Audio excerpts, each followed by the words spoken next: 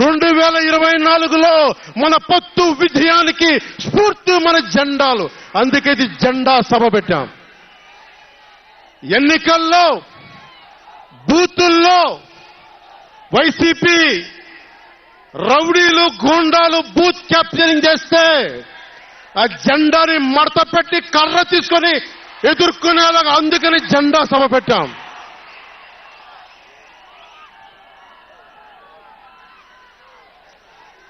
జెండాది కిందికి. వైసీపీ పాలనలో జగన్ కళ్ళ ప్రకారం అభివృద్ధికి ఒక మచ్చు తునక, ఒక చక్కటి గీటురాయి. ఆంధ్రప్రదేశ్ రోడ్ల మీద పాలు పోస్తే ఎంత క్లీన్ గా ఉంటాయంటే మన గిన్నెల్లోకి పాలు ఎత్తుకోవచ్చు, అంత క్లీన్ గా ఉంటాయి.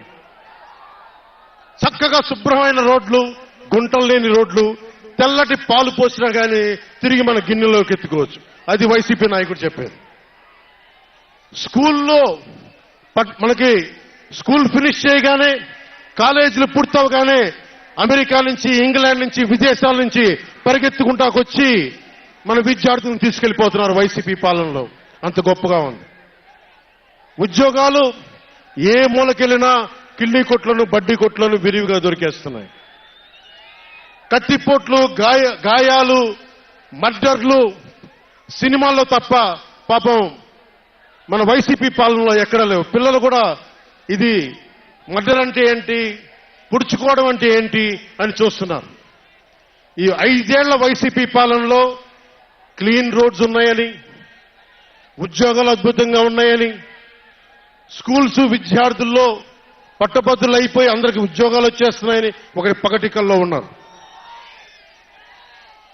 రోడ్ల మీద వెళ్లాలంటే రోజులు అయిపోతా ఉన్నాయి. అందుకే కొంచెం కష్టమైన డబ్బులు తెచ్చి హెలికాప్టర్లు కట్టి ఇక్కడ సభాస్థల్లో దిగుతున్నాం. ఓజీలో వచ్చే రెమ్యునరేషన్, ఓజీలో వచ్చే సినిమా డబ్బులు, కేజీ బియ్యం కూడా కొనకుండా హెలికాప్టర్లకు పెడతా ఉన్నాం.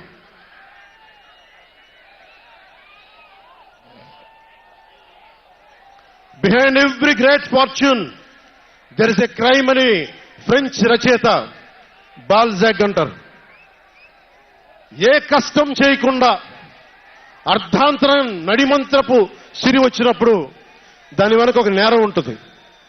ఇది సూక్తి యొక్క సారాంశం. క్లాస్ వార్ అని చెప్పే జగన్ 5 కోట్ల మంది ప్రజల రాష్ట్రాన్ని 5 మందికి తాకట్టు పెట్టాడు.